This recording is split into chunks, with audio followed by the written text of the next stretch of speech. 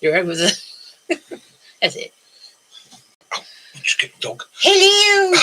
Hello. Sorry, I just kicked Willow. I'm gonna have to back a little bit. Yeah. There's a little fella there. Yeah.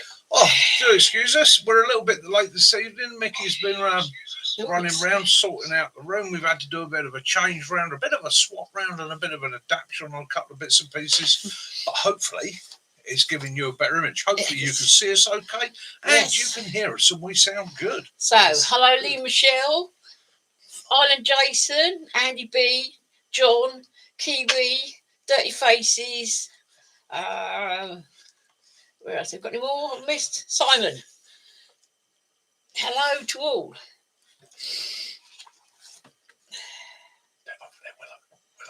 Hi, Trina. They're in there. They're all in there, Willow. They're all in there. See? Simon, I must say I've been enjoying your videos, my love. You see them? They're all in there. They're in the TV. In the telly. Let's see. In there. Yeah. Hi, Cookie. Yeah, the boss is in the house, so we have to behave. Oh, he's in charge, isn't he? I've been looking around for a quote today for us. So today I've picked one from George Bernard Shaw for your delectation. Right, it says, life isn't about finding yourself. Life is about creating yourself. Thinking that's good. Hi, Bill. Hi, Bill. How you doing, mate? Right. Yes. Oh, so, right. Hiya, all. I'm not going to run through everybody's names because I've just done it. Yeah, I know. Because you're good. Hi, all. All right. I have to give some shout outs tonight because some guys have mentioned me on their channels. So if you mention me on your channel, let me know you mentioned me on your channel. Oh, send me a notification and I'll give you a shout out on mine. So here we go. Shout outs to my hombres. There's a shout out to Mr. D, otherwise known as the channel Hang Tough. Here's a shout out to my hombre, Benny. Benny Bushcroft. Thank you, Benny. I appreciate it. That was very nice. Of course, you're able to say congratulations to the Red Roses. There's Life's a Hobby, Mr. Owen, who might not be able to make it to it with us tonight because I know he's on a mission. And, of course, the lovely Mrs. Hobbles. Yep. Sticks Outdoors. Yes. And not forgetting Twigs. Hi, Twigs. Hope you're doing good. And I have to also say a big thank you to the lads at Tar Pack Innovations for their support, sending the T-shirt out and that. That was well received and really appreciated.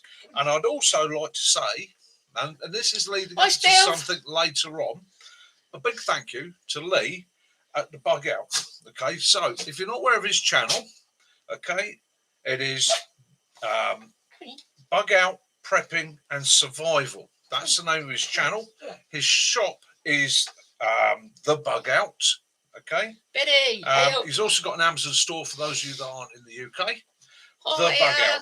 But I'd like to say a big thank you to him. You can see his details are up there. I'm going to leave them up there. If you want to go along and have a look. Hello, Portia, if you're there or not. And hello to Lee Roberts. I know you can't, you're not actually able to come in the chats at the moment, but he always watches it back. So, hi, Lee. Nice to keep in touch. Yeah, so I'm going to leave Lee at the Bug Out. Details up there, rough information for you guys. Follow up. He's having a sale at the moment. Let him know Mick from Hampshire Outdoors and Survival mentioned him. And yeah, other than that, that's that. So, what am I drinking tonight? What am I having for my I'm drinking water. Delectation. I tell you what I'm having. Let me just got my paperwork back to front. I thought you said you'd have one. I am going to have one, but I brought the other one up just in case somebody else turns up. Yeah, right. I'm a prepper. I'm preparing for the event that a guest drops in through the ceiling. Yeah. All right. Do excuse me. I'm sorry about that. I'm most disorganised tonight. I've got it. It's been a pain in the bum. It keeps annoying me. I'll let you guys choose for me. Which one shall I have tonight? There's Lily's Bee Sting Perry. Yeah. Or there's Koppenberg Pear. Right, you guys choose for me. Which one of these am I going to drink tonight? They're both pear ciders. So it's Bee Sting or Koppenberg. I'll let you choose. I've got one for Bee Sting at the moment. 2 for Bee Sting. Well, you get your bum in the way. Shih Tzu on the. Anyone want one? It's. Oh, I think you get. Yeah, so it's up for the bee sting, I Yeah, I think it is. Yeah, all right, this bee sting it. The bee sting it is. Yeah. All right, thank you, guys. Look, and then go down.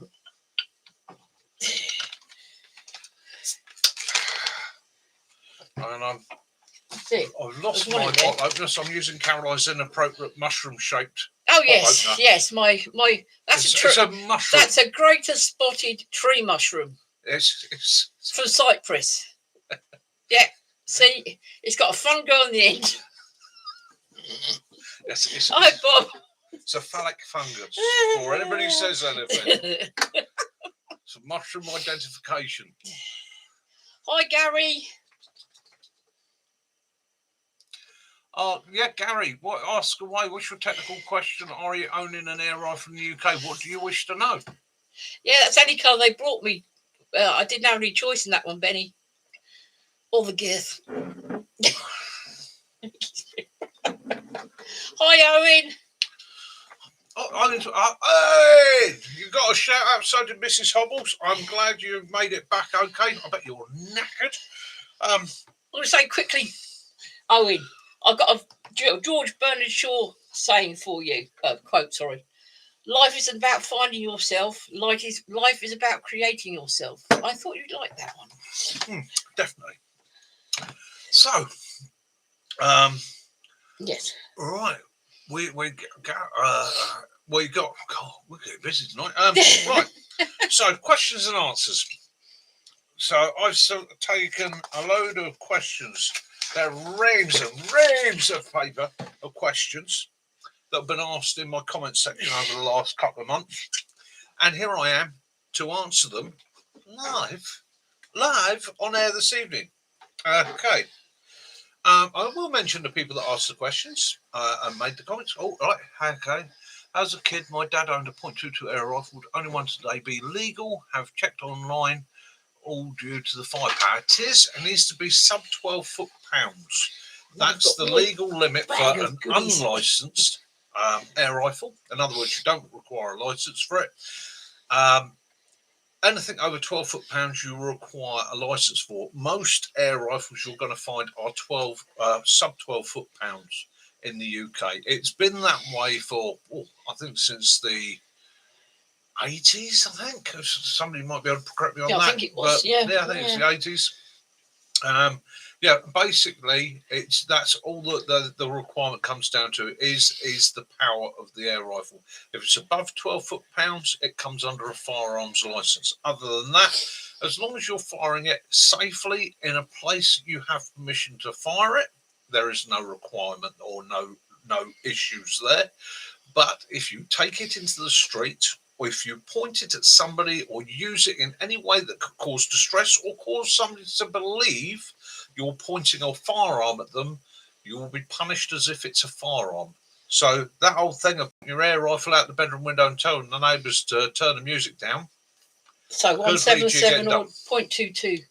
It's 177. Yeah, 0.22, 177. There's 0.25, 0.20. There's all sorts of different calibers now. I like your dad's idea then, buddy. I think I've got to give it 30 minutes before I can show anything like that. Yeah. On a live, so I won't just yet. But I've got mine here. I'll give you an idea. Anyhow, back to the questions. Right, so I'm going to run through a few of these at a time.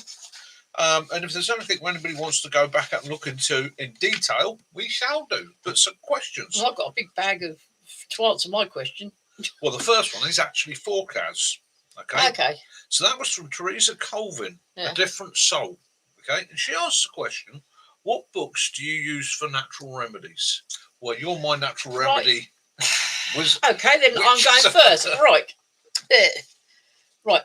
First of all, before I go anywhere, I'm just saying, any cures, herbs, etc., always get advice from pharmacists or a doctor before you take it, especially if you're on meds. Right. the answer to your question is I have got here just a few of my books that I use. Righty ho, so we'll get them out first. Right. First of all, I'm going to say something that might be a bit, some people might find a little bit weird. Right. I tend to use witch books, as in WITCH. It's not the sort that you see on Disney films or black magic, and it's not all about the great witch trials. What I'm talking about is the cunning women of old times were the women that were on the edge of the villages and that knew they were there for childbirth, they were there to with their cures, etc. So this is what I tend to go with. I've got books like this. This is a Green Witch book of natural herbs, flowers, essential oils, and more. Also got medicinal cookery. I've got books like dandelions. Most important, a book of identification of herbs. We've got a herbal handbook there. Again, all the information. And one of my great go-to one, this one you can get on eBay. It's about £2 or £3. It's Granny's Natural Remedies. Probably get it on Amazon. Yeah, you can get it on Amazon, but it's most of it's like World of Books and that they have lots of these and they are brilliant. There's everything in there for Gray's knees, etc., etc. Yeah, what I do is I've got books, little books like this, and what I do is I find something I find of interest and I write it and I draw pictures. So there's got recipes in there. It's got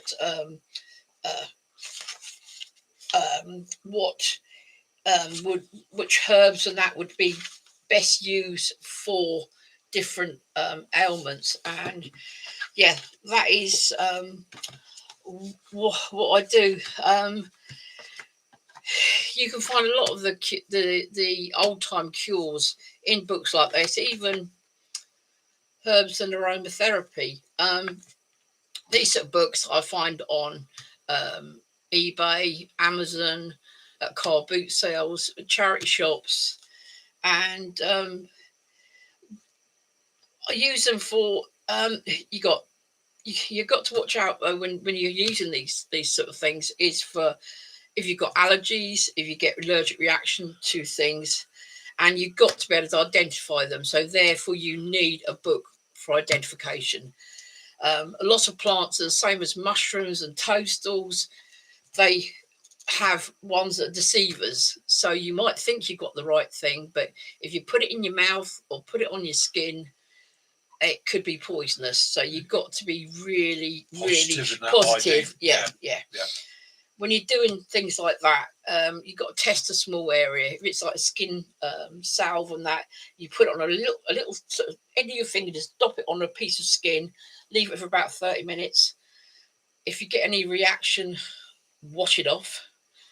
If you don't get any reaction, you can try a little bit bigger. But whatever you do, do not slather it all over yourself, because if you do have an allergic reaction, it's gonna not be good. Same with if you're taking anything internally, you try it on the lip first, and if you've got no reaction after 30 minutes, you try a little bit on the tongue.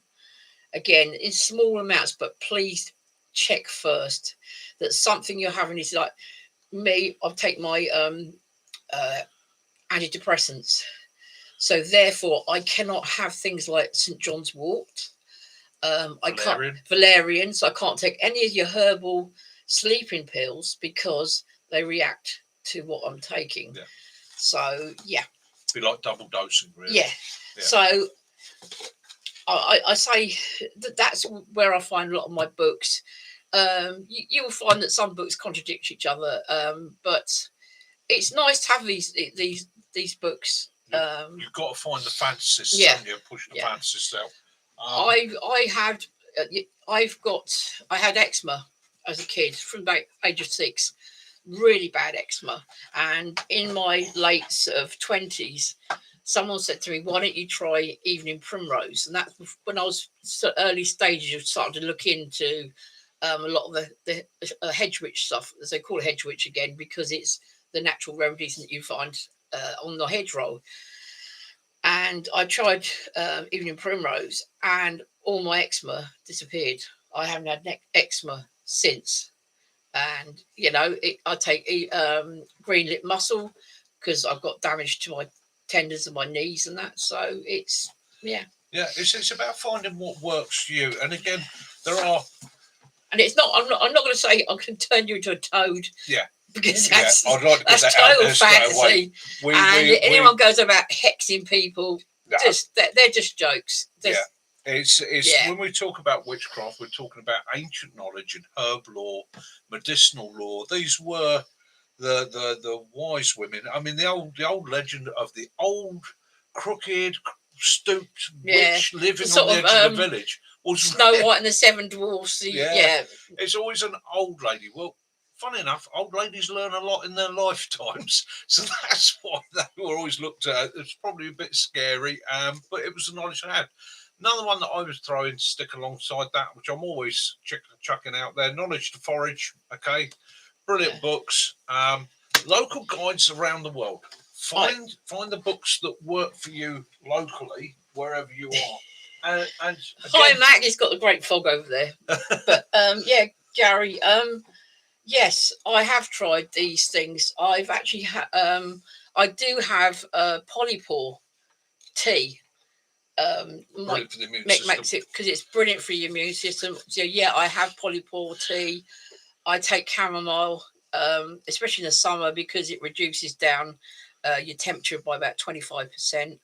I take green lip mussel. I take the evening primrose.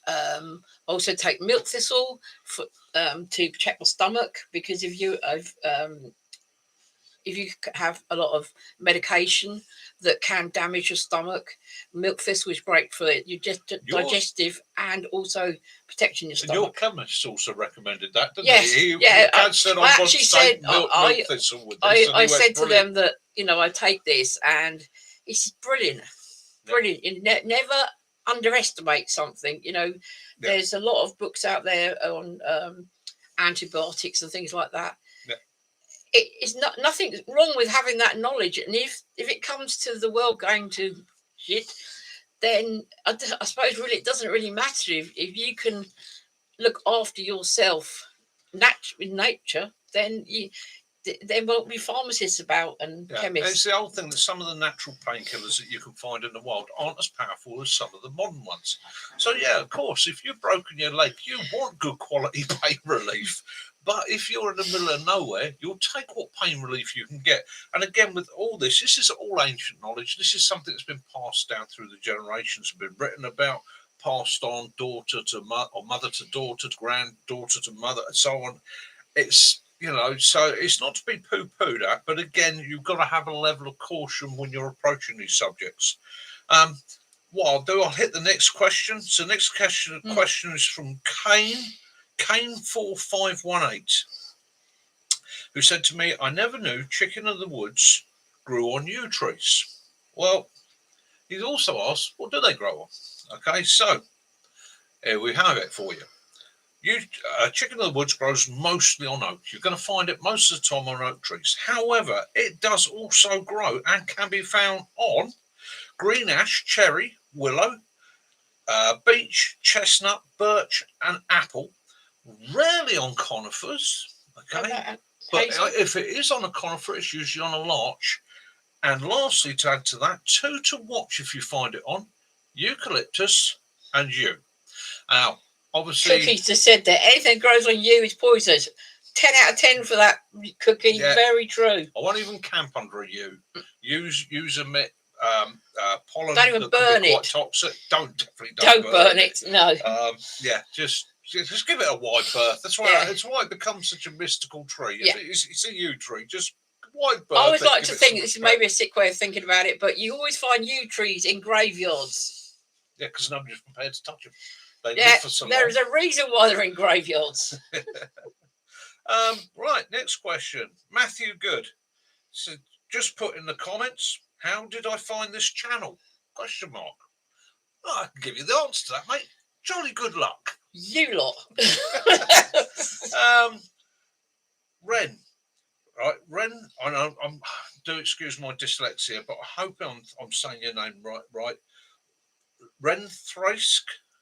I'm probably getting it completely wrong and I apologise. Asked me, I did a video, I was talking about the awl on a knife and showing my kits, and I had a couple of awls in there.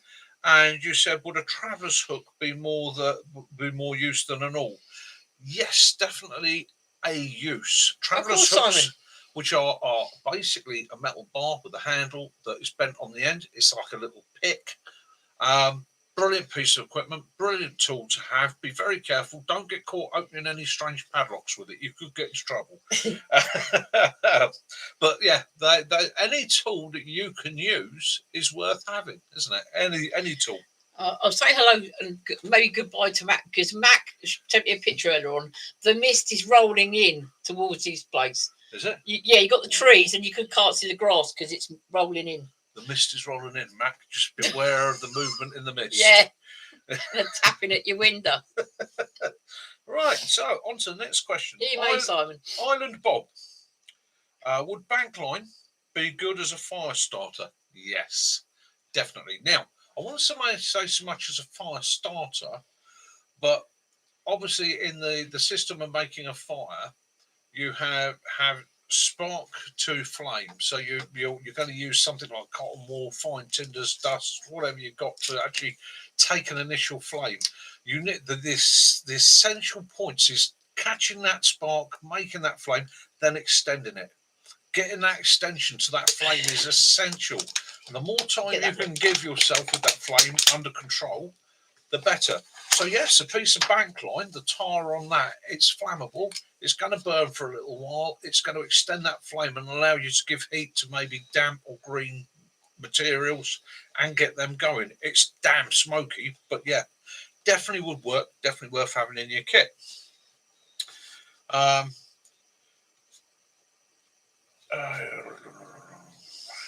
Dartmoor stroke 17V asked me, where did I go camping on Dartmoor?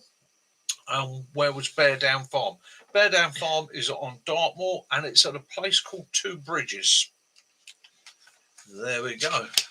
So that's... You've got a room question quickly. A room question. Yep. Minimum EDC kit for every day. That's from minimum Simon. EDC kit for every day, mate. Every day. Oh, sorry. That combined with my back 2 seconds. Back 2 seconds.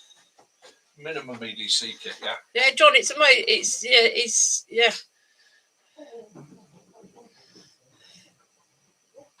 That's the thing. If all these questions and things like that, it does make you think. And so I think, I didn't know that. So yeah.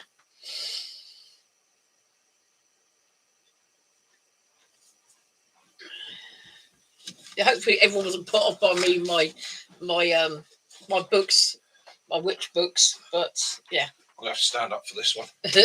So let me move that back out of the way for a second. Right. Minimum EDC kit every day. And I promise you, this is every day, okay? So, I've all seen it before, what I wear around my neck, which is fire, steel and whistle combined. You can buy those on Amazon. Ooh, that's a bit weird, Mac. Little light, little Victorinox penknife.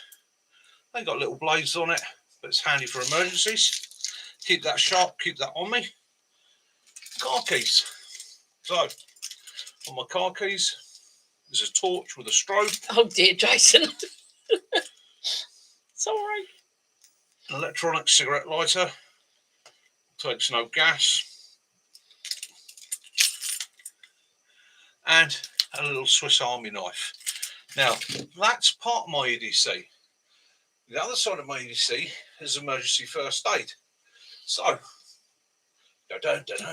Oh my God, he's going to show his boxers. Emergency first aid. Okay, these are actually designed to work like this. So, if I had to, that's my tourniquet. Now, when you're buying these sort of belts, you want to make sure you get the right one. This is actually an elasticated one, so I can pull it up and it locks off there. Yeah, don't forget what we were saying about last night, the blue light thing we watched last night. Yeah. So that's my emergency tourniquet. You say to me, what else for dealing with bleeding and all the rest of it? Clothing. Okay. Hi, look, hoppers. Hi, Tara. Hi, Maud. Dog. I'm either going to take the other person's clothing, my t-shirt, I'm sorry, Maud. And I'm going to use that because most of the time, if I'm out shopping and that, I haven't necessarily got a first aid kit with me. Okay, but I've got something that I can stem a traumatic bleed. I've got clothing, I can apply pressure, I can tie things off, I can sort things out. And other than that, like I say, what I've got is I've got a phone case that goes around my neck. And not only do I keep my phone and my glasses in it, but there's another little pouch in the front, and I've got burn kit, I've got tablets, I've got matches, and that. Burn gel. On top of that, the absolute 100% best piece of kit for EDC that you can carry is that up there. You know, it really is. It's knowledge dispels fear. So it's a great saying. Paul Arlen Jason says, he says, why is it when every time he's getting ready for his weekly fix of us, someone comes round. So Lockhops are here, and hi Lockhoppers, how you doing? Maud said that Tara absolutely loved your moan, but not his. It was a bit inspired. I was sitting there and I was like... And John's told Jason that what he needs to do is put your go away mat outside the front there. It stops people coming around. Yeah, what I'll do, I will see if I can have a range of mats made which basically say, "Fuck off, Mickey's on." No, invite your friend in, show him the life, ask him what he reckons, get him to join us. So, I have a question here from one of you. All right. I know these have been a long time coming because he's going to sit there and go, blimey, I asked that months ago. Stealth outdoors. Okay. So he said in his comment, he's always asked, do I carry that bag everywhere? At which point he normally says yes. And I've been there, people then give you that stupid look, don't they? Go, yeah, you have to be nice. Yeah, family. You carry it everywhere. Even if it's extended. Sometime later on, they will turn to you, the same people, and go, oh, you haven't got a such and such, have you? At which point you go, yeah. And they ask you if they can borrow it. Yeah, I know what that's like, mate. Yeah, some people know that you got the stuff, and you carry the stuff. So they think, I don't have to worry about taking it because they've always got the stuff. Regular thing.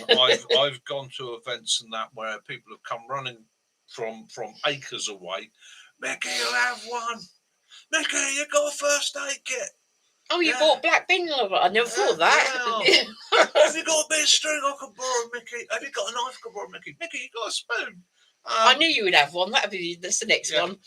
And there's a bit of pride in being that person as well. So, yes, mate, I do know how you feel. The leave it someone else crowd. Yeah, I know them. Next question then. Bold Kicker wanted to know how to use cowslips. Okay, that's a cowslip video I did way back in the late spring.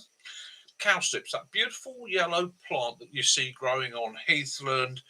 You can see it growing on grasslands and that, occasionally roundabouts and places like that. It's a wonderful plant, part of the primula family. Its leaves and flowers can be used as a salad. Okay, pick them, use them fresh as a salad. It makes an absolutely amazing wine. For those of you that are winemakers and that, it makes an absolutely brilliant wine. And you can decoct it into a tea. In other words, you can heat it, boil it down, and use it for making a tea. Now, in the past, it's been used for treating chest infections, breathing problems, and things like that. Although, don't expect it to be mentally. It's not. Another one is coltsfoot. Yeah. Coltsfoot, it's spelled COLTSFOOT.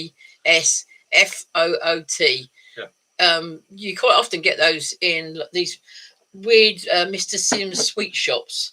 But they also used to make the cough syrup as well. Yeah, cowslips. For me, it evokes memories of my childhood because we used to have fields full of them, and one of my grandmother's favourite plants. So there we go. Somebody called Rippin, who asked after my nettle video, which nettle? Okie doke. So I take it he was trying to get a bit technical with me. So quite simply, there are two common forms of stinging nettle in the United Kingdom we're talking about here. So that's Urtica dioica and Urtica urens. Urtica dioica can grow up to 2 meters tall, has the larger leaves, stings like hell, and was originally known all over the UK, including where I'm from, as a bull nettle. Now, bull nettles actually grow in America, but it's just one of those things that it hurt like hell, kicked like a bull, therefore that was its nickname. But its true name is Urtica dioica, or the common stinging nettle. Okay, look. You also have Urtica urens, right? Which, funny enough, is the small stinging nettle. That tends to grow to about 2 feet. Now, this is the one you tend to find in urban areas, resettled urban areas. They're the ones that bloody get you when you go to pick back blackberries. Yeah, smaller leaves, just as stingy, just as nasty. But they tend to grow more urban areas, places where the ground's been disturbed. You find them a lot in allotments and that, and they grow to about 60 centimetres tall. You also have in the UK, and it's very rare if you can find one, and it'd be worth noting if you can find one, the Roman nettle. Okay, so I have to say this slowly because I had to write it out in big letters so that hopefully I'll pronounce it properly. But it's Urtica pilulifer. Yeah, Pilulifer, and that grows to about 2 feet. Okay, but the strange thing with this, most nettles, you'll see the seed clusters on them are like a droopy string of seeds. Okay, this doesn't. This creates a ball of seeds. It's just as stingy. Okay, that's the important thing. You all know the leaf shape of a stinging nettle. You all know to avoid it. If you haven't, you never wore shorts as a kid running around in the woods. Other on top of that, we've got all the family of dead nettles, and I've not included dead nettles in there because they don't sting. Nope. There we go. I hope that helps. Logs Hoppers said,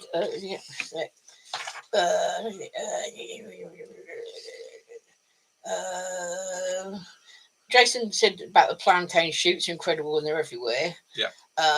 Lockhopper said, be careful of coumarine in cowslip. If you've got a clotting condition like yourself, then it's not good. This comes back to what we were saying right at the beginning of the day, isn't it? You've got to do your research.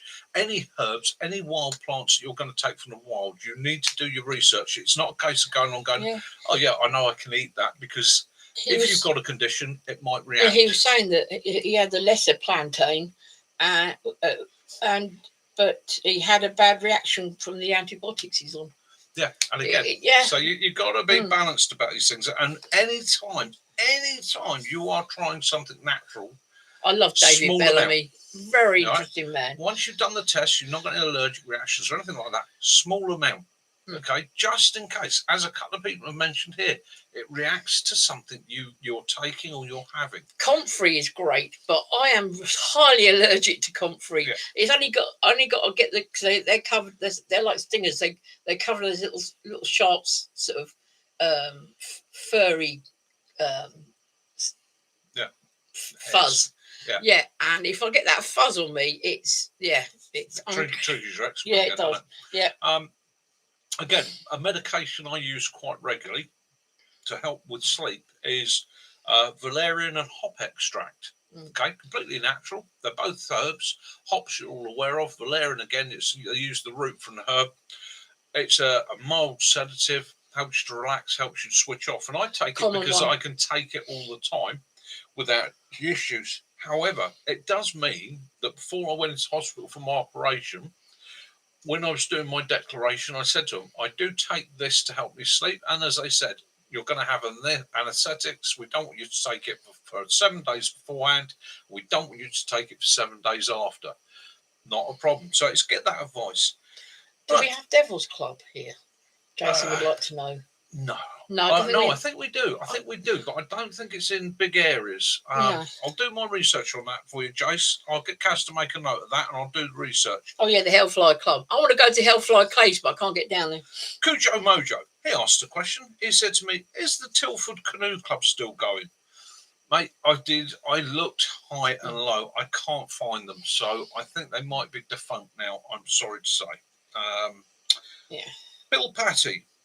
This goes back to the toasty competition. Bill Patty, is a pizza a toasty? And I think he's talking about doubling your pizza slice up, cooking it in the pan. like a calzone type thing. Now, I'm pretty sure if you did both sides, so pizza slice on pizza slice, both sides, I think we can all agree that would be a classical toasty. There's no sign of pineapple, because if there's signs of pineapple, you're not having it. It's not a no. And even if it's not a toasty, it's definitely a tasty. See that? Yeah, that's clever, wasn't it? Yeah. It took me ages to work that out. Bill, I don't know if you noticed, but when you get a patch of stinging nettles now, there is rarely you find a dock leaf. You find the plantain things, but no dock leaf. Yeah. Right, Dog Dad. That's why I'm wearing it tonight. Dog Dad asked me, how did I manage to dye my shirt so accurately? Okay. So it's quite simple, really. Different material rules. This bit of the shirt, okay, the normal camouflage colour, that is all man-made fibre. Okay, it's a shirt that's designed to keep you cool. So that's very breathable. That's all natural fibre. It's like a tea bag, isn't it? But closer together. All the sleeves and bits on the collar are cotton. Okay, so it's hard wearing. The idea of this shirt was quite simply that you would be wearing body armour. That's what it's designed for. So your body armour goes over, keeps around here. This keeps you cool. Your arms, instead of being bare, have got a level of protection, so you can roll the sleeves down, cotton nice and hard wearing, nice and hard. It's not going to take damage from the ground, therefore it can go. So the dye I used was specifically for natural materials, i.e. cotton. So the dye, when I washed the dye in, the dye took to the cotton and it wouldn't take to the man-made materials. And that's how I got that exact pattern contrast. There we go.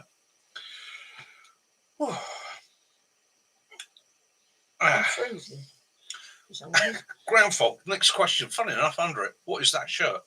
Okay. Now, there are many of these shirts out there. But that's his shirt, and his is the best shirt. Literally every military in the world has these shirts now. Again, it's designed to go as a layer underneath your body armour. Okay. It's flown out of my head now, the correct tactical term for this shirt. It will, hang on, I've got one hanging up there. Let's have a look at the label.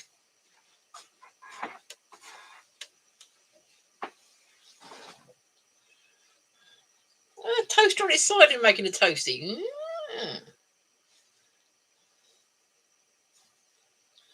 Says.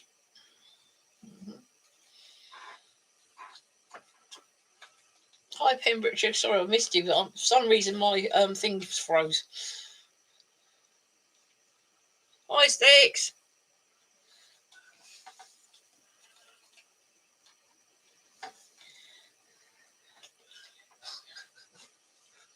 Shirt under body armour. There we go. You back. That's the word I was looking for. So it is shirt under body armour combat. Okay. Pretty much every nation has them now in different patterns, different designs. You can find some where this is just plain tan, sleeves, camouflage. You find them in different colours. Well worth having in your kit. They really do work well. Okie doke. Oh, yeah. Sog's getting a good one. Yeah. Sog's asked me, do you ever question yourself, Mick? You have pretty much covered up to everything now. Yes, I do question myself all the time, mate. I'm not an expert. I'm constantly learning. I'm constantly reviewing, renewing, learning new methods. Things that I used to think were the be-all and end-all, the goal. Suddenly I find there's a new way of thinking or a new methodology, a new system. Said to you about 20 years ago that he'd be hammock camping Mm-mm. I'd have thrown something at Yeah, you. I think Me? Mac is. Hammer? I think No. yeah, But Mac. again, Yeah, but no, not you you. never stop learning. Okay, that's my point there. And questioning yourself. Yeah, I question myself all the time. I think that's keeps you tempered. That keeps you. You've got to be confident in what you do. You've got to learn something, and if you're going to go and learn something, go and learn it to the best of your ability. But always be prepared to question yourself. You know, that moment of making a decision: do I jump? Do I not jump? Yeah, it's just give yourself that little bit of chance. But yes, I do question myself, and yes, I do feel I've covered most of the repertoire in the last 2 years of bits and pieces. But you know, it's until somebody asks you a question, you're constantly thinking, what am I I going do to do actually. next? I quite often do it. Yeah. I ask him, and he asks me. So it's Yeah. You know, and again, I listen to Kaz. If she says to me, like to say to you, what we watch all sorts of everything, and I said, why are that boat spitting water out the thing back? And he goes, it's water cooler. I understand that now. Yeah, it's constantly learning, sharing stuff. It's like cooking. The last 2 years, I've learned more about cooking than I've learned in my entire life. I've always been able to cook the basics, but now with Kaz's help, I'm learning more about breads and baking, sauces. Do you know what I mean? I'm making mushroom sauces the other day. I don't know, a lot of you are going to be laughing, going, yeah, it's right, Premiership. We learn from each other. So he learns from you, you learn from him. Yeah. It's all about. Right. That's the sharing knowledge. It is. It's what it's all about, isn't it? Never stop learning. Have that bit of your brain that's always looking to find answers. Oh, excuse me, my collar's up. A scruffy urchin. Max says I'm the boss. He knows. Right. H to the capital C. Last question I'm going to answer for tonight. There will be more in future. Do I do courses? No, I don't do courses. However, in the future, in the next year or so, what I'm hoping to do is some experience weekends for people. Now, I have looked into doing courses, and I have looked, and unfortunately, the law and the rules behind running courses for people have become more and more of a pain in the arse because people want to make money out of it, right? There are people trying to regulate bushcraft and survival now that are saying, you shouldn't be allowed to teach somebody without the correct qualifications, you know? Yeah. Well, I'm sorry. That's fine. So I won't be running courses and teaching, but I tell you what I am prepared to do. I am prepared to run a few camps and say to people, if you want to come along and share in my experience, if you want to come along and ask me questions and try things, and also maybe I can learn some things from you, then maybe some fun camping experiences. Just so that you can share and exchange knowledge with one another. John's got a question for you and the chat room. When you have an outdoor trip planned, when do you start checking the full extended forecast, and what equipment do you take? Oh, mate, I start checking weather forecasts before anything I've planned for about 14 days beforehand. I start looking at the big picture, the big map. So when I ran my last camp in the woods, 14 days before, I'm looking at what's happening on the east coast of America. I'm looking at what's happening down in the Bahamas. I'm watching weather fronts building in distance, watching them come in. I'm also analysing what's going on within sort of 200 or 300 miles of me constantly. But I only start, they give me the ideas, could it be wet, could it be dry? It helps me do my planning. But I only start setting it in stone about 72 hours beforehand. At 72 hours, I'm pretty confident that you can predict with a reasonable error measured into it what it's going to be like.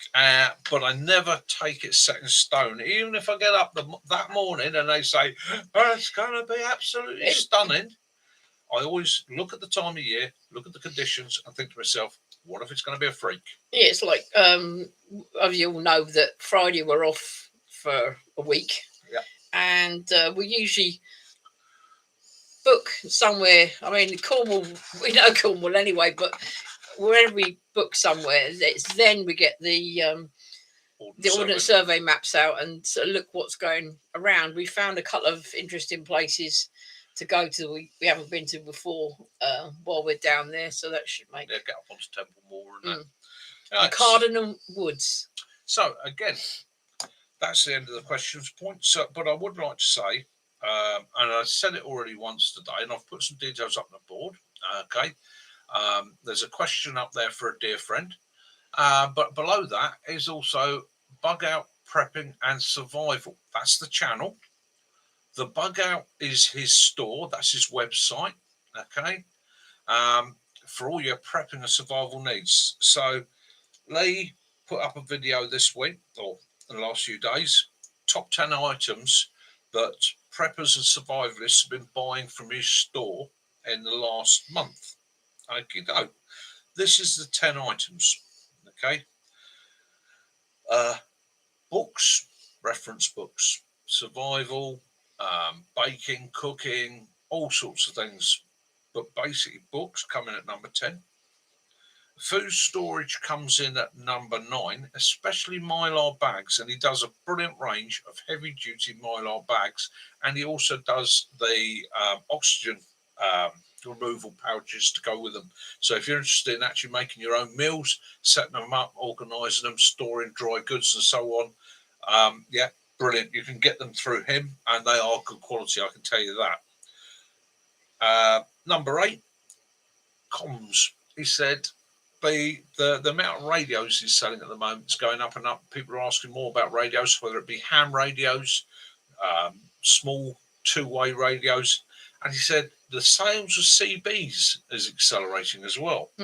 So, yeah, that's people starting to think about communications. I mean, you think if you live somewhere rural and you're maybe 5-6 miles from your neighbour, having a CB base station at home and having your neighbour have one, no licenses required. Yeah. It's contact, isn't it? We always had CBs in the Land Rovers, didn't we? Yeah, communications, it's essential.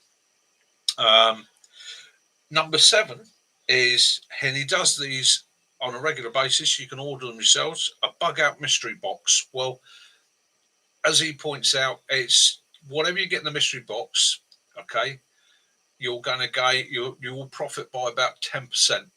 So whatever's in the box, you're going to make money on. And what he does is sorted items in there. And he keeps a list of these items. So if you're doing it on a regular basis, you'll never get doubles up.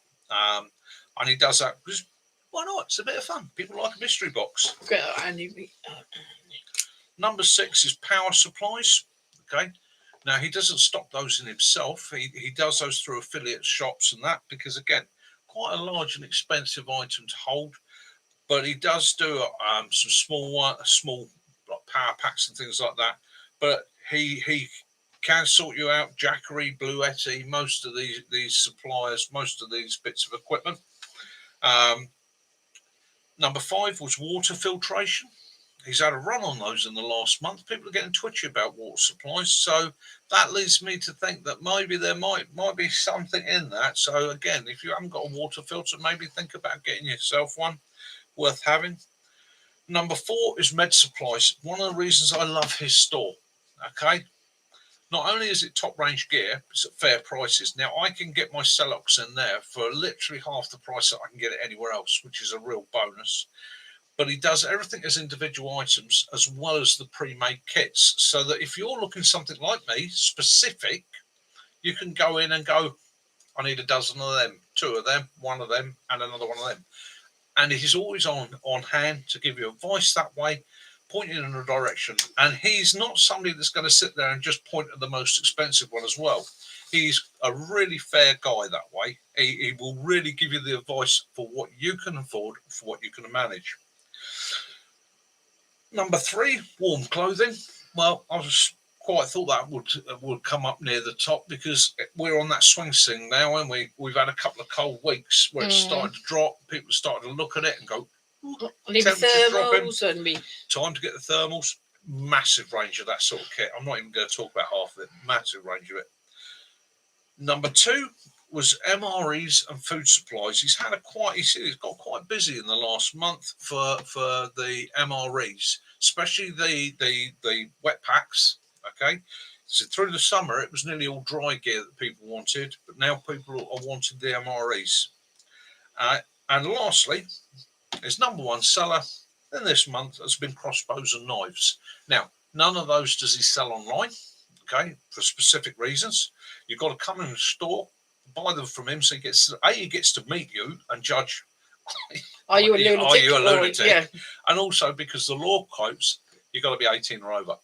Okay. So the mystery box always comes with a sharp implement, he says. Yeah, that gives him a little bit of protection that way. So again, the channel, Bug Out Prepping and Survival, you can see his breakdown on that, and he walks around the store. He's a really nice guy, Lee. I'm looking forward to getting down there and spending some time with him. That's a question from Andy B.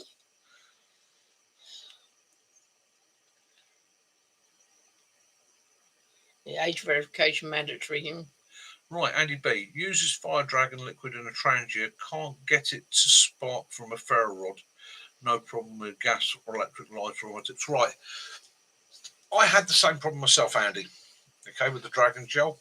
What I have found is it wants to be warmed slightly. It's got a vapor rate, so you've got to get it creating the vapors. What I've also found also helps is just giving it a little stir. That helps to release a few more vapors and to get it going. I've got my Dragon Gel.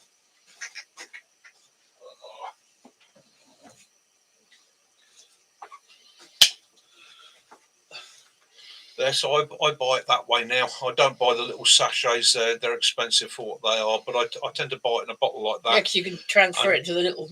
I just transfer it out into bottles and containers as I need it. Yes, it can, especially in cold weather, it can be a bit of a swine to take from the spot. So what you can do is just slip it down your top and get into your body heat to warm it up slightly, and just it needs to be watered. It just needs its vapor rate to get going. Now you've got to remember with these things as well, anything like that you store long term, even in a bottle like that, it's like the fat wood, isn't it? The fat wood, you've got to seal it. Yeah. Because it dries out and it loses its it loses a bit of vapor. What I have found works really, really well. Works bloody well, in fact, and actually prolongs the life of the Dragon Gel when you're putting it in. Well, Dragon liquid slower. We get off Amazon, is it? Yeah, Amazon. The big one. Buy it from Amazon. I found cotton. It's going back to cotton wool balls. It all goes back to cotton wool balls. Cotton wool balls. Get a cotton wool ball, put it in a Dragon Wool Gel, fluff it before you put it in, drop it on top, spot the top of that. Yeah, candle's better. It actually gets a candle in effect. Not only that, but it then gives an orange flame for a while, and that orange flame lets you see that it's actually letting burning. Because anybody that's used Dragon Gel will know you can light it, and you're like, is it? Oh, blimey, it is. You're a cotton wool ball fluffer. I am a cotton wool ball fluffer. It's been. Is it? Yeah. I often sit there with the big mixing bowl with the cotton wool balls and a big tub of the Vaseline. The best place to get that is Poundland. You get a blooming great big tub for £1, don't you? And you sit there doing that, and then put them into the little tiny bags for them. It can be expensive. Now you can make your own Dragon Gel. There are, if you, I'm not going to talk about it now because it's way complicated. Well, it's not complicated. It's actually quite easy. But there are videos on YouTube. Yeah, there are videos on YouTube making fire gel using eggshells, using sodium bicarbonate. Okay, so have a look at those videos. Right, give it a go yourself. It's quite simple. I had a go with it myself, and I was quite impressed with how well it worked. So you can make these for yourself. It is something you can produce. It's well worth knowing. So you got your Dragon Gel, you've got your glue from pine sap, and that's it's. Oh blimey! Yeah, fluffer. I know.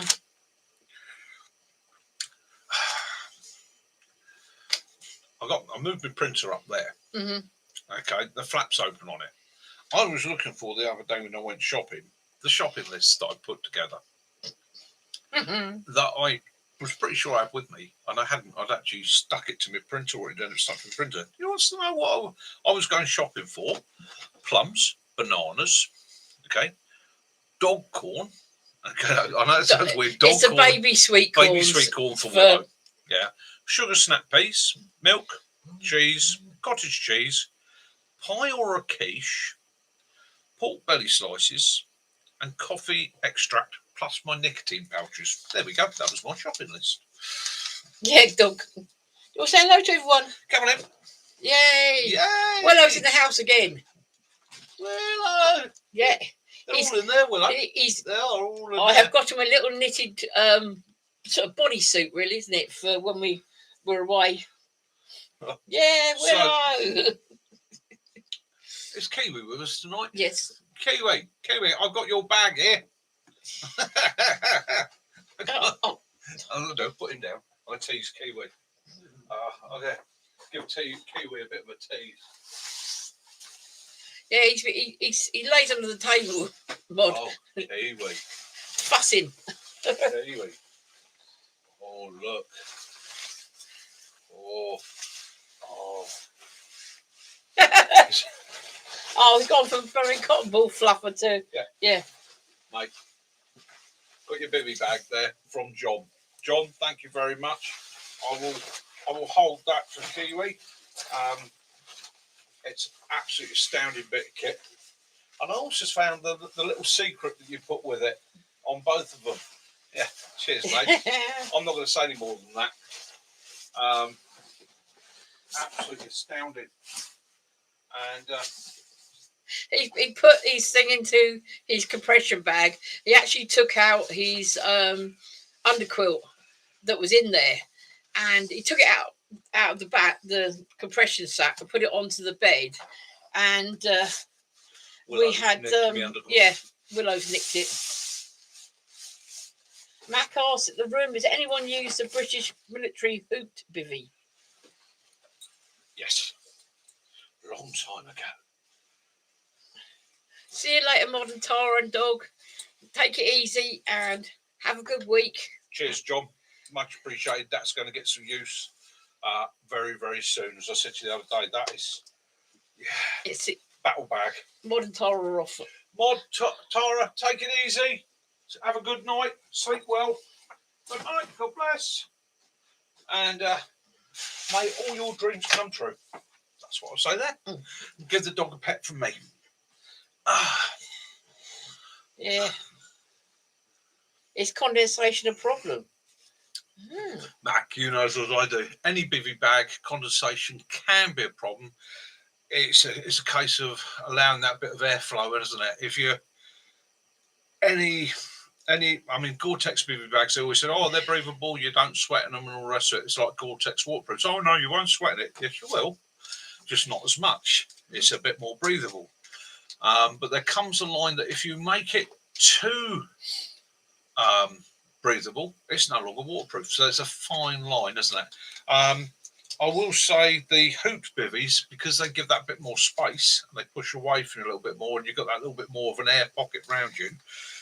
The two things I found with that was, one, it acted in cold weather, acted as a better insulator for my sleep system because it pushed the wall off me. The old UK bivvy, which literally sat on top of you, cold air hits the bivvy, transfers straight through the bivvy.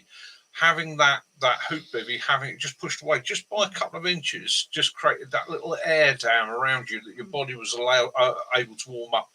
And yes, got less condensation than you would in a normal bivvy. Hi, Ian. The hoop bivvies at the moment, getting a UK genuine Spec Forces hoop bivvy is damned hard and expensive.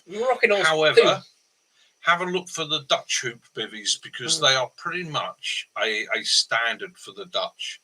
And you can find those more readily available. And shout out if you all want to check out Tarpak's new videos on YouTube. Yeah. They got some really good videos on there showing all their goods, and there's some really interesting stuff on the parachute regiment and that as well. Tarpak. Yes. Why should you use it? Because I use it. Hi, Bushcraft rebooted. I recommend it. So improper use of Gore-Tex will clog the fabric and no longer allow water vapor to pass through, making it regular fabric. Yeah. A few bags for pensioners and body bags. Yeah, Bushcraft Rebooted in. Yeah. Happy son. Hi, Rebooted. How you doing, mate? So you two got you and him are on the same wavelength. You know that. Yeah, definitely. Heavy bags for pensioners and body bags. Cheers, mate. Yeah, on an anniversary. Yeah, today, 81 years. Yeah. Wow. Yeah. It is, isn't it? It's this is the thing we should all sit and remember that endeavour. It was an incredible time.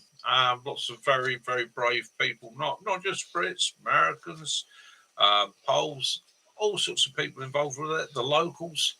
It was a hellish time. Stories need to be remembered, passed on. We need to learn these things.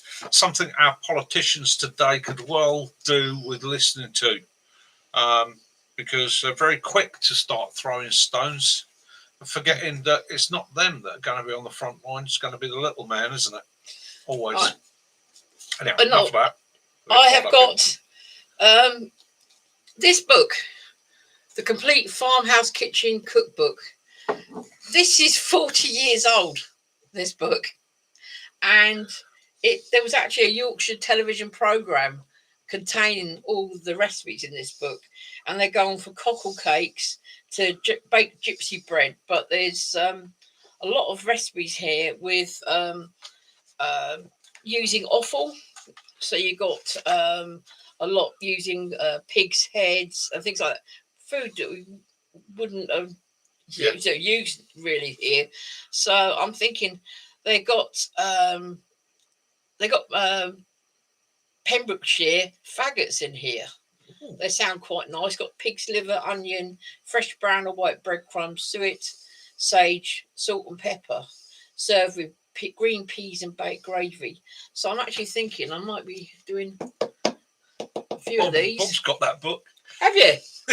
Snap! What a great book it is, isn't it? It covers everything from there's mint jelly, there's jams, there's all sorts. Fritters. Nicely said, Simon. Yeah. Nicely said.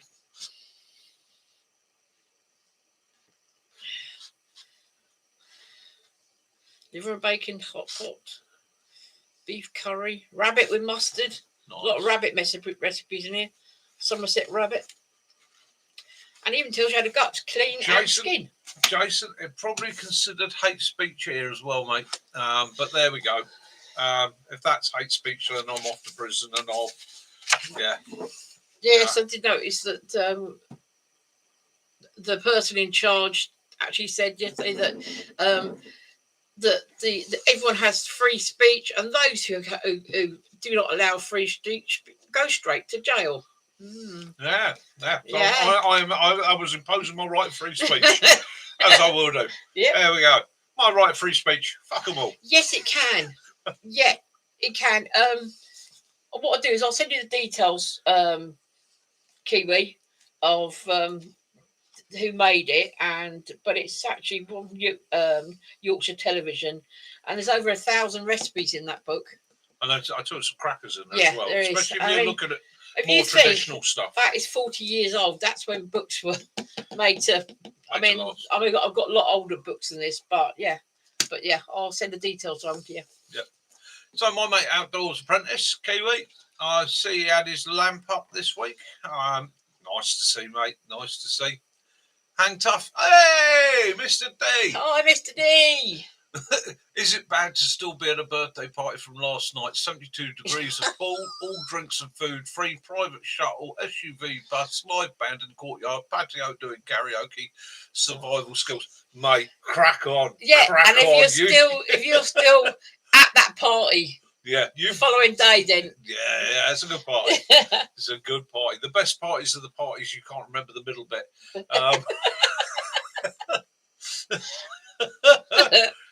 I'm glad you're having fun, mate. I'm glad you're having fun. Yeah, that's right, Bob. It was actually on Yorkshire TV. It says here over 1,000 recipes based on the Yorkshire television series, Farmhouse Kitchen. So yeah, it was on TV. Yeah.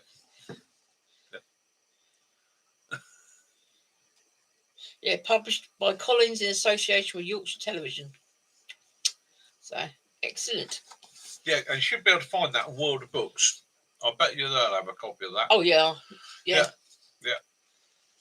Yeah, you should be able to get that easy. So, Kiwi, if you go to World of Books and just type in the Complete Farmhouse Kitchen Cookbook, yeah, I guarantee you're going to find it on there. The publisher is Mary Watts. The editor, sorry, Mary Watts. That's spelled WATTS. And the publisher was Collins. Yeah. Jack Hargreaves. Oh, as We've been seen watching on YouTube, there's a guy who worked with him in the filming of his series, has kept all the masters, and he is releasing them on YouTube. Absolutely brilliant. I used to like absolutely brilliant. Clarissa Dickinson Wright as well, with her Johnny in the country. I enjoyed that. They were good. Oh, Lee Roberts, I know you're out there listening, mate. I've been looking at pictures of your sticks today. Absolutely stunning. You are your artistry is amazing. Yeah, you are a absolute artist. I'm not going to show them myself. You need to do a video on them. You need to do a video and show some of those sticks, Owen, because they were absolutely amazing. Okay. They're proper country sticks Kestrels, as well. Wasps. Do a video on it, brother, because I tell you what, people are going to love to see that. It'll inspire people to give it a go. Yeah. Oh, Andy B used to do it, Jack Hargreaves. Yeah. There you go. Lee Michelle watched Hedge Lane the other day. Yeah, Hedge Lane. My son, he's a damn good hedge laner. That's where the bill hooks come from. That's right. He's on How as well, wasn't he? Yeah. How? Yeah. Used to watch him doing his hedge laying and that. Absolutely amazing to watch doing. Used to make hurdles as well, which again is an art form. Watching him split the hazel to make the hurdles, absolutely amazing. Absolutely amazing. Bill, your cookbook consists of saved labels, tins of how to eat. Mate, there's no wrong with that. I've actually, my sister's got one of my grand's books, and I have to keep ringing up my sister to ask her for some of my grand's old recipes. But I actually bought myself, I bought it off Timo actually. It's a book for putting your own recipes in. So things like the courgette cake and pumpkin pie, I've been adding to, so that when our granddaughter gets to a certain age, I can pass that on. And so recipes from my grandmother, I'm going to be passing on to her as well. So, yeah, nice. And that's what it's all about. Because again, that's that passing on of knowledge from generation to generation that is so essential for the survival of mankind. It's not the technology that's going to save us. It's not the magic. It's not the imagery. It's not the various groups of people that want you to do it their way. It's not the creation of a governmental ID card scheme so that... I'll tell you what, Kiwi, after Halloween, when Morrison's, like last year, they were selling off their pumpkins any size for 10 pence.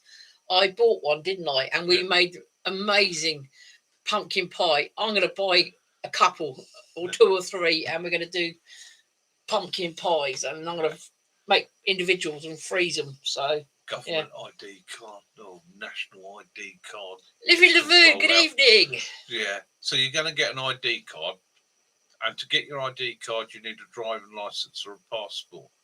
Don't you already have an ID card? But it's because they don't trust your driving license or your passport. But to get your ID card, you have to give them your passport and your driving license. What kind of... I think we got the clangers running the country. Yeah, what kind of... Soup dragon and everything. Yeah, it's just, it beggars belief, doesn't it? I mean, more money wasted. Living the using. Lavoo, how you doing, mate? Hope you're good. Hope the weather's holding nice for you. Yeah, pumpkin. I use lentils and pearl barley and butter beans, but it can get a bit windy if you put the old butter I'm beans in. afraid, yeah. Me and butter beans can get butter beans, lentils, baked beans, all the pulses. Old Mickey does tend to get a bit showing his age these days. People don't use lentils and that so much, but it's a national. It's a thickener anyway, isn't it? And yeah. So stop the world. I don't want to get off. Yeah. Yeah, it's starting to feel a bit like that. Yeah, I mean, don't get me wrong. In theory, I have no problem with an ID card. You know, from the principle that if you were involved in an accident, they found you, they can identify you. Through identifying you, they can access your medical records and, know your blood group, know if you've got any allergies and so on. In theory... Jason says it's coming to Canada next week, I bet. In theory, it would be a good thing. Okay? Quite simply. There are a lot of positives to having an ID card. Do I trust the monkeys that are grinding the organ at the moment to organise, set up and have an ID card? Because they're just going to leave the stuff on the train like they usually do. Well, it's not just that. It's just like, why are they doing it? Are they doing it for more control? You know, is it another way of are we dropping into this state? Well, after a different subject, after speaking to Stuart, Kitten, and Paula the other day, we've looked into the blue airtight containers for keeping food storage. Right. Yes. He's doing the 30 litre. Is it? I think it's £32. I think it is. Yeah. But they do two for 60 odd. And but again, they're UN ones, and they got the metal clamping bar. And purely because we've got to the point where with our stocking up now that we want to start stocking more pulses, pastas, and rices. And when we go out, we're going to be finding rice things with the longest date. I'm going to have a little notebook with the dates in it, and as we go through and we haven't used them, I know that that this year I need to get that out and put a new one in. Start cycling through. Yep. And again, it's not scaremongering, fear mongering. It's common sense. I want to know that I've got enough stuff put by that if I became ill and couldn't make an income, we can manage. I want things to have like enough stuff dried put fruits, by that if etc. there is an issue spices, in the supply line, I haven't got to panic. I haven't got to worry. And again, with all these preps, they're not the answer. I doubt if there's any of us here that could afford to have 25 years worth of food in a bunker. But you're looking at being able to give yourself that little bit of period where if there's localised flooding and the system breaks down, if there is a cyber attack, as there seems to be every week now, on the local infrastructure and supplying goods aren't coming out for a few weeks, you haven't got to panic. You can sit there and go, I'm all right. The ones that we've got our eye on by TPN, I think it is, or TMP is a company, and they're all UN approved. Yep. So they're completely sealable, and they've got their, like I say, their metal strap on them. Yep. And so, that's what we're going to start doing, is getting extra pulses, things like that, suet. And just having those supplies, just a bit of organisation. Oh, that didn't work, did it? The chair's gone for a burn. That was the chair that he tried to get me to sit on, and I went, no. Yes, Kaz isn't sitting on this chair anymore. Yes. No. So, and again, that's what it's all about, isn't it? This whole prep and survival thing. It is.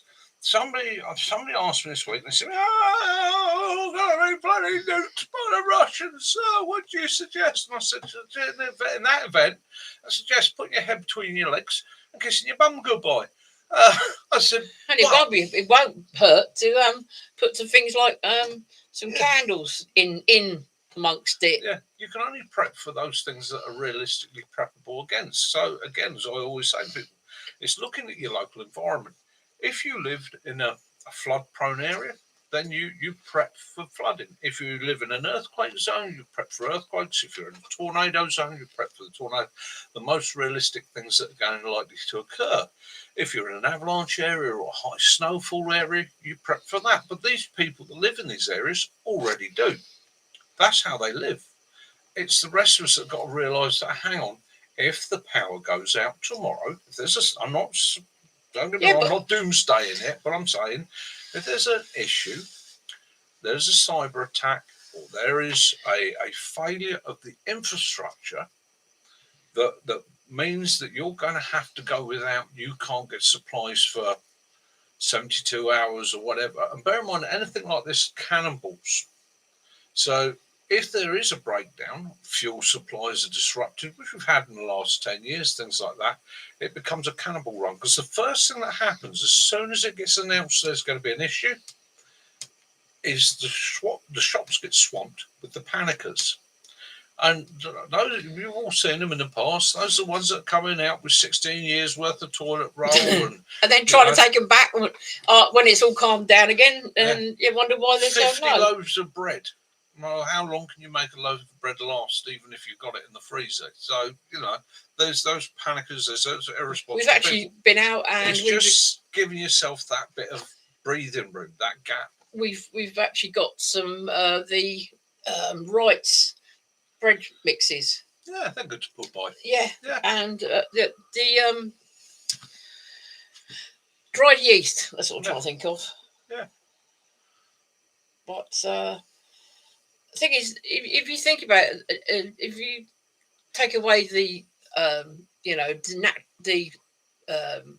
nuclear stuff and that, you just go by natural disasters. How many people wake up recently in UK and around the world to find that they've had flood, that the water's risen and everything's flooded out? You got nothing in your kitchen because it's all water damaged. Well, if you've got your prepper bucket and your supplies and your filter and all the rest of it, you're giving yourself that edge. Yeah. It's we've seen that recently with in America. We've seen a couple of really serious floods out there that have cost lives. Terrible tragedies, and my heart still goes out to the people involved. But the survivors were cut off for days, weeks in some cases, with no ability to manage. We had it in the UK, in the 1989, was it? The Great Storm. The village we lived in, Kaz was working in the village supermarket, and they were having to ration people there on day one because people were literally coming in and arm filling.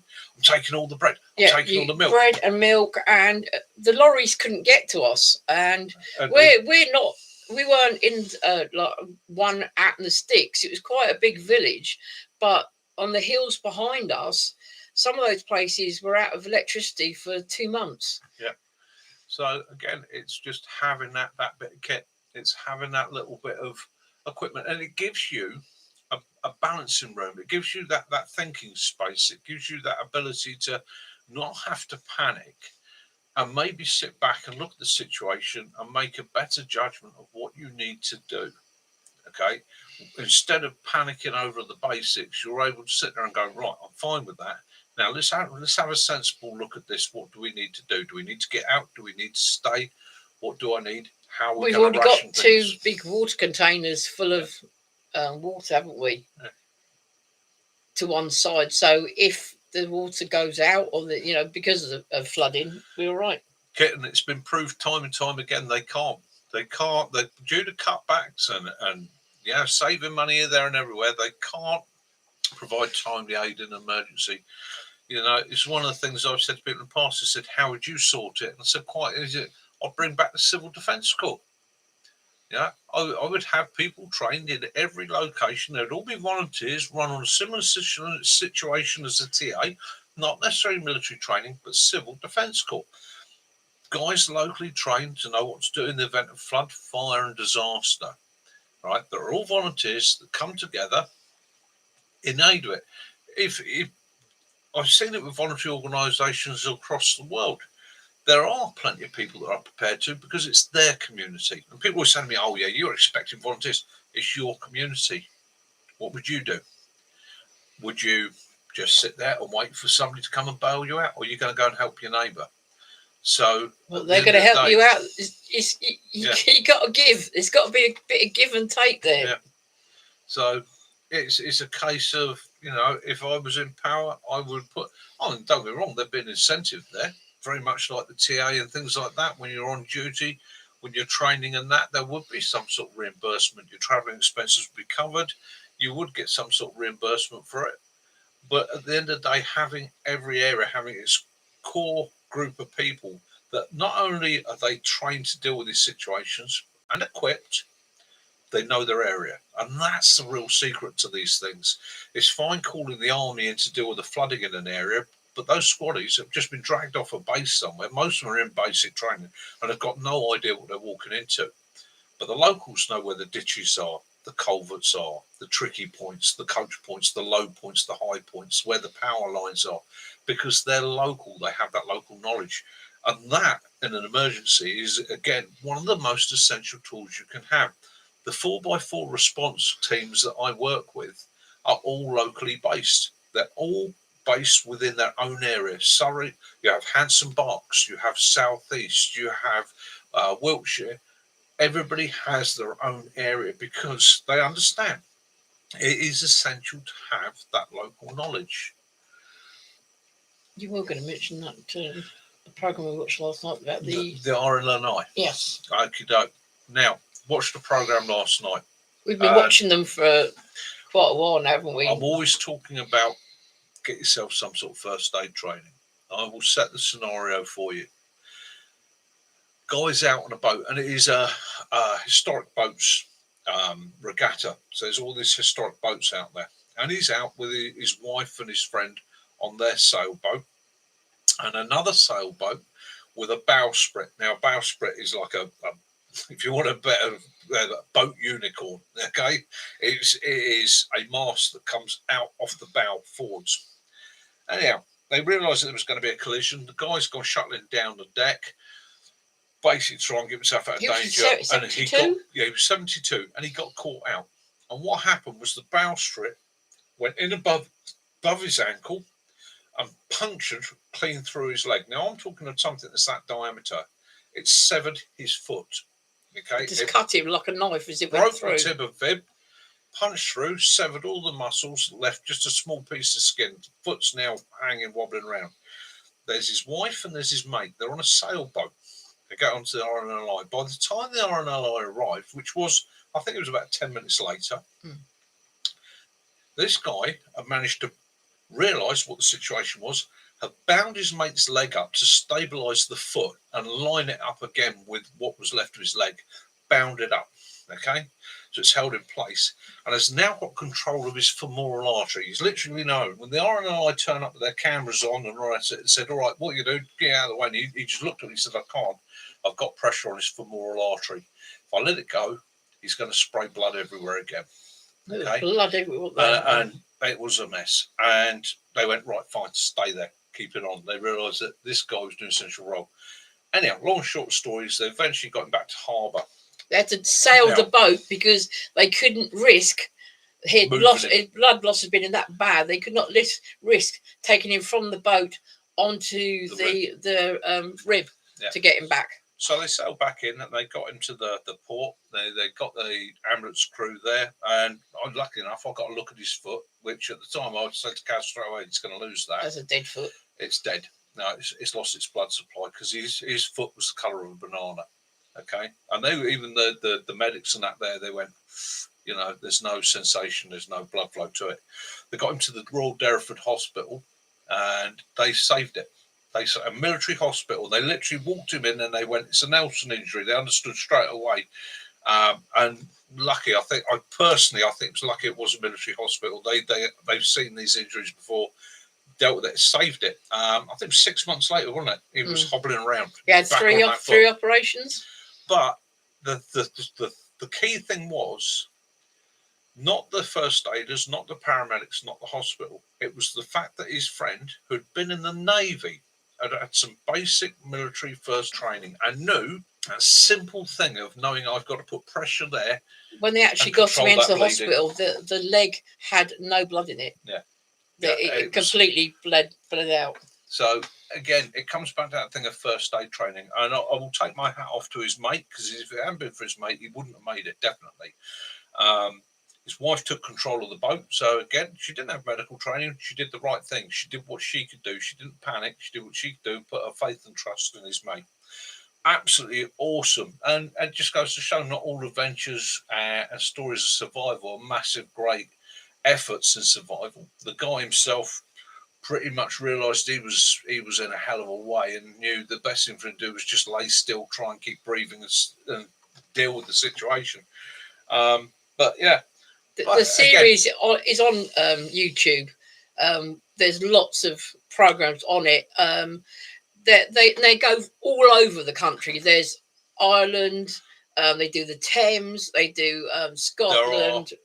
There are 5,000 volunteers in the RNLI in the United Kingdom and Ireland.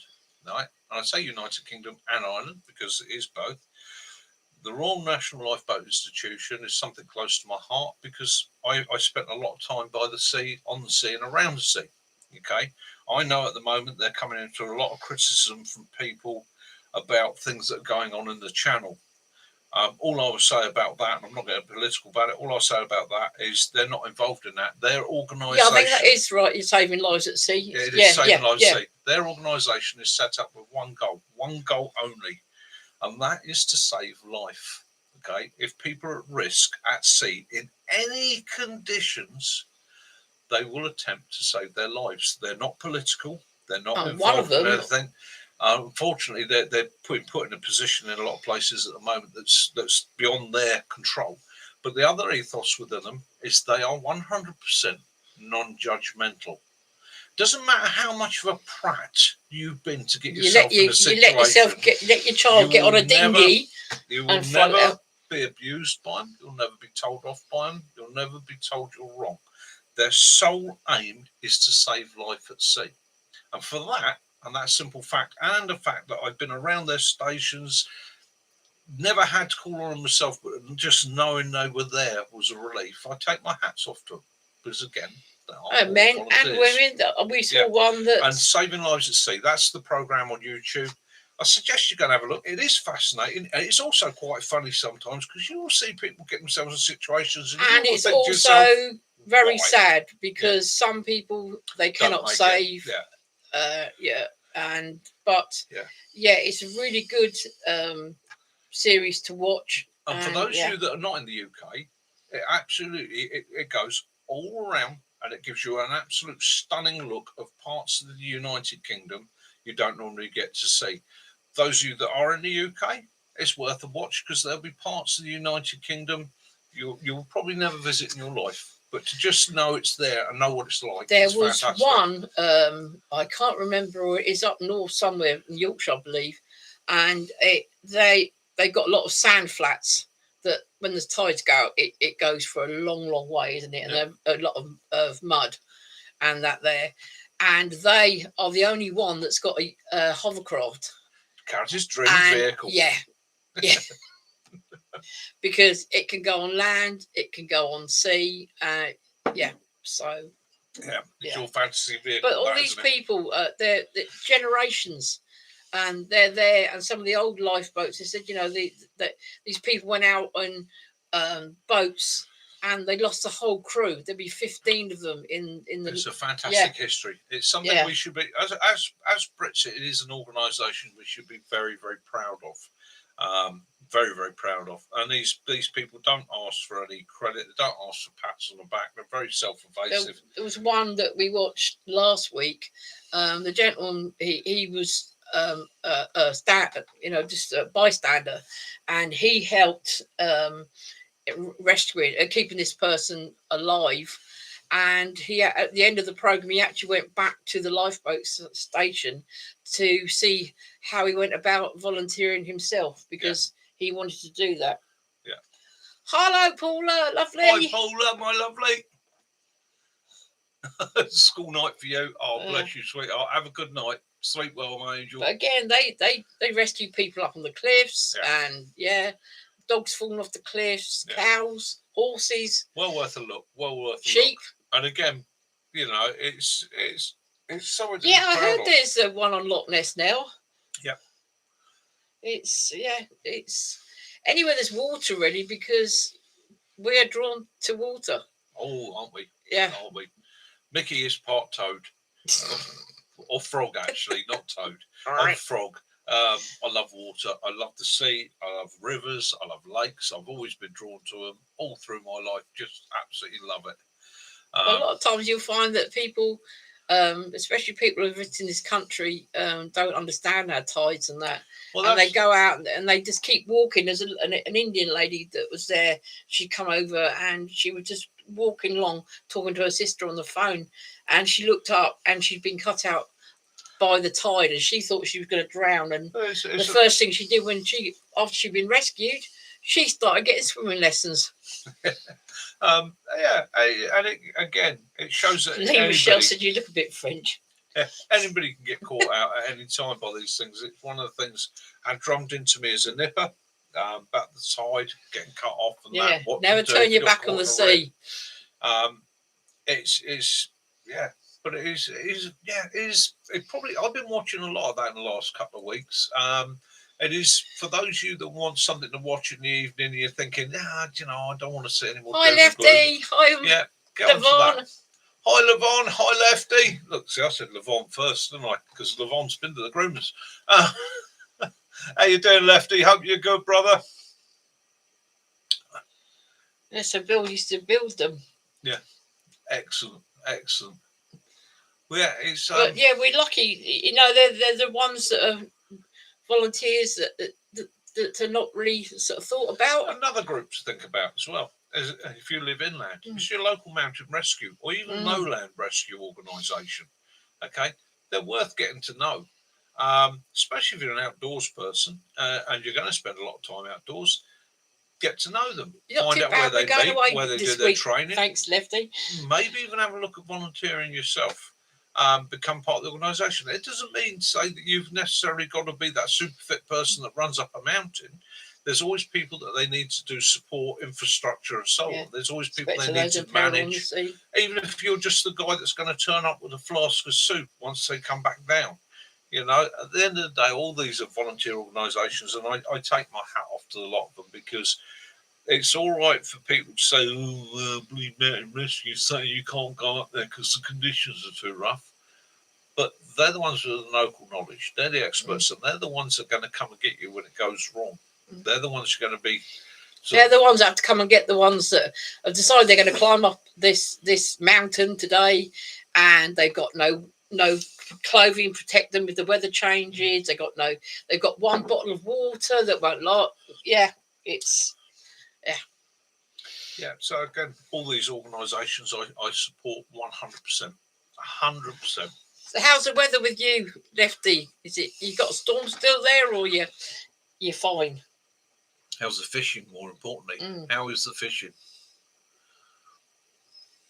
Yeah, they did. Yeah, Simon. I know our lives lost whole families. It certainly did.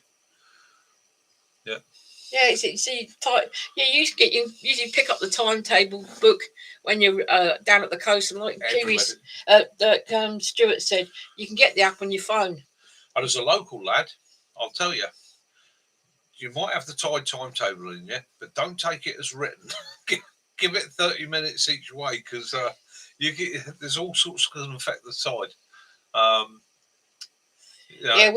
We watch you say everyone, the boats everywhere. We watch Chicho, where they got the boats on the and this particular one we watch, they got a 15-foot crocodile called Fred, and by the docks because there's a point that there's a platform where they gut the fishies.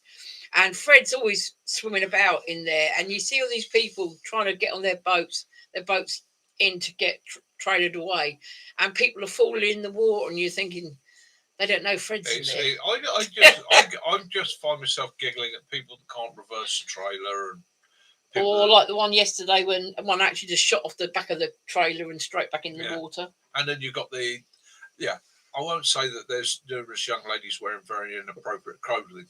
I thought swimsuits went front to back. I think it disappeared in the back. The moon is definitely one for changing the tide. We're watching it's spring tide. Yeah, spring tide in Bude. Yeah. And they're coming along. We've seen the river up high. Straight under the bridge that is about very high. Yeah, spring tides. You got to remember, spring tides are monthly. They're not, although they call it spring tide, it doesn't come once a year. So you've got to watch out for that. And you've got to respect it. Respect the sea. Know what wherever you are in this world, know who your local rescue organisation is and how to get hold of them.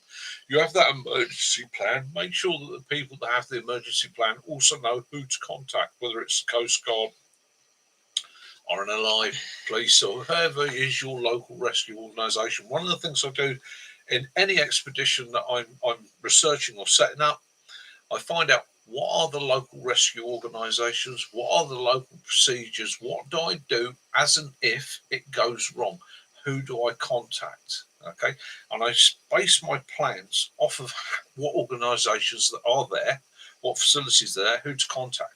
I even will change the remit and the planning if I've got a rescue organisation here, but there's none in that area, and I will change the route so that I can stay within the realms of a rescue organisation, because sod's law, right, says that where can go wrong, it will go wrong, and it will always go wrong in that position or that time.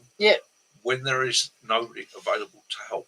A lot of people don't check their boats got fuel in it and communication stuff. Don't go out without it. But right, this next Sunday's live.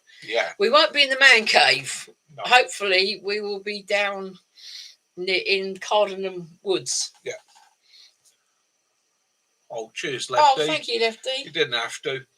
Oh, cheers, mate. And so we're going to try and it might be on my laptop or it might be on the phone. We don't know yet. Depend on the Lefty's Wi-Fi. been a member for 9 months. 9 months. Yeah. Thank you, brother. Thank you. I could hug you and squeeze you. Better than that, I'll give Levon a pat on the head and a treat. 9 months already. Welcome, brother. So we're not going to be here next Sunday. We're going to be trying our first mobile live. You'll have to bear with us. If for any reason, right, and I'll say this now, if for any reason won't be in the jacuzzi. we find that we can't set the live up down there, there will be a short put up at least 12 to 24 hours beforehand telling you that there will be no live. I will do everything I can to keep you informed. Even if it's doing it off my phone and trying to figure out how to set that up to do that, we will endeavour to go live. It might be a bit basic, it might be a bit simple. You should be attached that to my laptop anyway. Yeah. So we're going to try our best.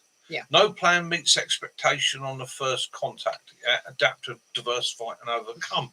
Yes, that is it. But I need this break. And for those people that know me down in the West Country that are sitting there going, it's coming down, I'll be honest with you, this isn't a break to go and meet anybody. This isn't a chance to catch up with family. I actually have got to the point that I need to get away with Kaz.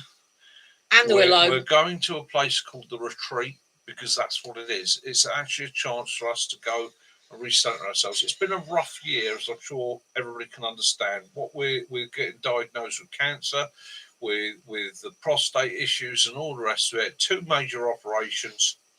It's been a bit of a swine. My health not been everything has been based here. We've been here the whole time. And although we love our home, we love the man cave, we need just a chance to recenter and get our shit together. I'm hoping to get some fantastic sunsets with my camera.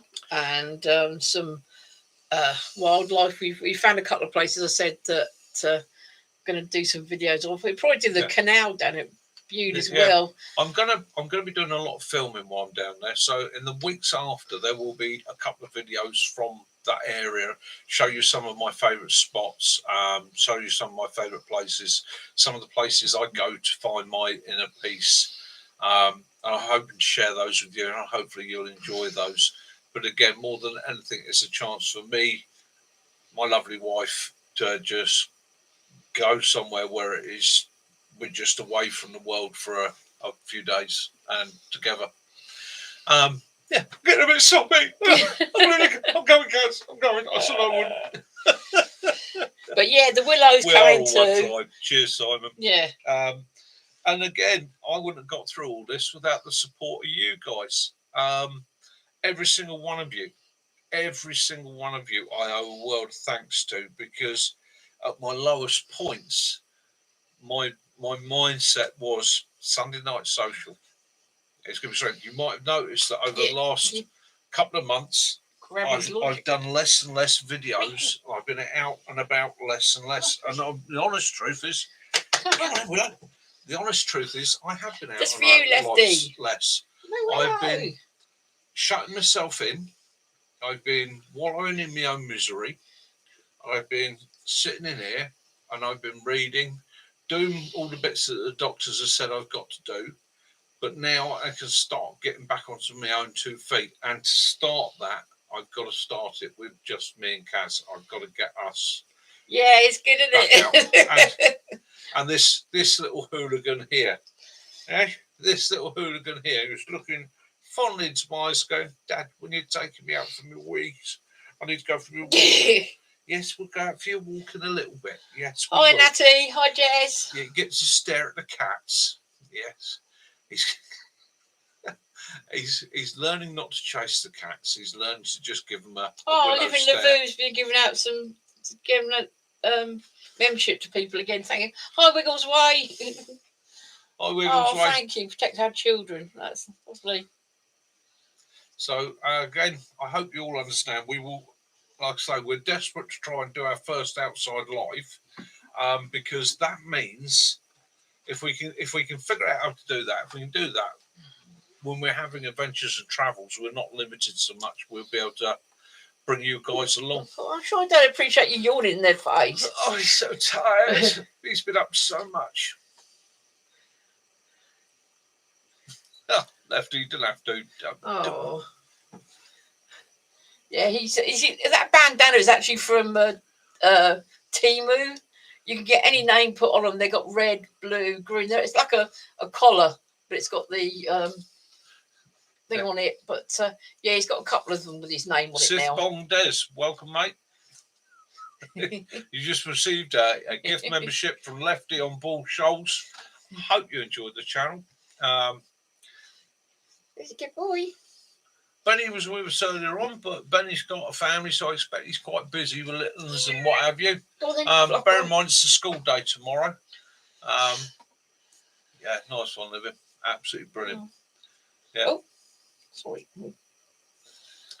Yes, so that's sort of pretty much thrown myself on my sword a little bit, is let you guys know exactly what's going on. I hope you've enjoyed the chat tonight. I hope you found it entertaining and relaxing. Yeah, Pembrokeshire. Hi, Martin. Hi, hello, Martin. Mate. Cheers, brother. Cheers, mate. Much appreciated. Yeah, Martin's probably known me longer than anybody else here because we were scroats together. We were the village hooligans. Yeah, Martin. He's just had his second op. Yeah, he had his kidney at Christmas, and now it's your prostate. We're bouncing back from that, so it's getting back onto our own feet. Yeah. Lefty, take it easy, mate. Take it easy. Have a good week. So yeah, where we go from there? I think that's it, really, Cass. I think little dog needs to go for his wee. I've got to take him for his walk. I've got to give him his tea. I'm going to see if he can eat. He's got some roast topside beef. See if he can eat that. If not, he can have another pepper. He's eaten 2 already today. So, guys, we've covered everything tonight. We've done a few questions from the past. We've done a few updates. We've done a bit of I'm going to how tell we you about think of herb one law. of the trips we're going to be doing is to the. Oh yes. Yes. For many years, I have crossed Bodmin Moor and wondered why an area of it was called Temple. And I did some research, and it turns out it's called Temple because the Templars were based there. Yeah, not Knights their Templars. main base, but they had a Templar chapel and that there, and that's why it was called Temple. And the chapel has been restored. So I am going to go visit one of the original Templars chapels up on Bodmin. Should be quite interesting. Well, it's not going to be everybody's cup of tea, but hopefully you'll find it fascinating. Yeah. And we are looking forward to it. We're looking forward to Thank it. you. We're heading away end of the week. I'll keep you all posted. Keep you all posted. If nothing else, there'll just be a lot of shorts. Yes. Yeah, a lot of shorts. And him trying to stuffing his face with pasties. The medicine. It's the only thing I need to cure me is pasties. Pronounce pasty. Yeah. All right. Don't give me none of that. Up country pasty. And hopefully there'll be not too many Emmets around. Oh. Emmets is another word for small ant, which is what they call the tourists. It's a Cornish word. Means ant. Because that's how they laughingly look. Cream teas. Oh yeah, and we go to one place. We've been going there for years. Mac will know it as well. It's a little tiny shop that makes pasties there, and they got cakes. But what they've done in the last few years, they've actually bought another tea room further up. So if you go to the tea room, you get money off the cake shop. If you go to the cake shop, you get money off the tea room. So it'll be saffron cake, lardy cake. Des, welcome, my friend. Yes, you're more than welcome. You got Lefty to blame for bringing you here, but I hope you enjoy it. Yeah. I hope you find us a bit of fun. John. Yeah. Yes, it definitely were mad. Waited man stonks. Hiya, Des. Yeah. Especially one of the shops, you can actually look through it's got a huge window, and you can actually see the ladies making the pasties. And if you blink, you miss it because they are so damn quick. See, for those of you that have never lived in Cornwall, we'll bring you one back, Mac. And that you don't understand the eroticism of seeing a Cornish woman producing pasties on a table ready to go in the oven. Yes, there's nothing like it. But we're hoping that there's been a lot of sites of they rescued a couple of turtles off Widmouth and there's been a lot of dolphin and whale sightings. So hopefully, fingers crossed, we might get lucky. Yeah, we might might be lucky, do. but we'll be in the right area. So if there is a sighting and that, we will have the binos and the gear with us, and we will dive out. I'm going to take the night camera with me. I'm going to take 2 GoPros with me, and I'm going to take the game camera as well, because we're set up in quite a little woods in a place called the Retreat. So we will be having a go with all the kit and seeing what we can find. Yeah, it's a retreat at Bunny's Hill. Bunny's Hill. Yeah, Bunny's Hill, as in. Probably just be loads of footage of rabbits, and we'll take it. Yeah. So yeah, there we go. I'm gonna hopefully get some nice shots and introduce you to my favourite place in the world. Yeah. I'm climbing around all this time. If we did that, Willow would have no feet left at all. He'd just be a stomach on, stumps. Yeah. All right, anyhow, it's 1:48, so we're nearly at 2 hours, and my backside is aching because I'm on the uncomfortable chair that I've normally managed to get Caroline to sit on. But there we go. I've got a little dog's looking up at me like that. He's got his back legs crossed, going, Dad. You got to hurry up, Dad. I really need to go for my walk. I need to go for my walk. So have a fantastic week, all.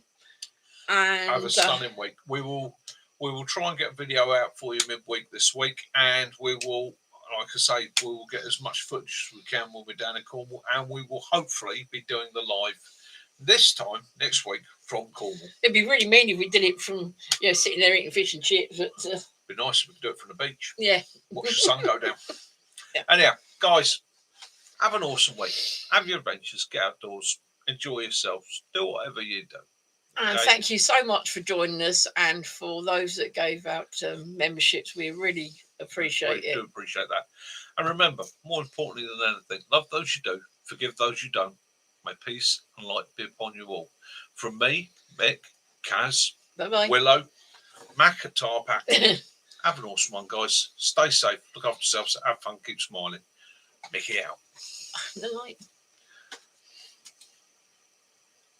Oh.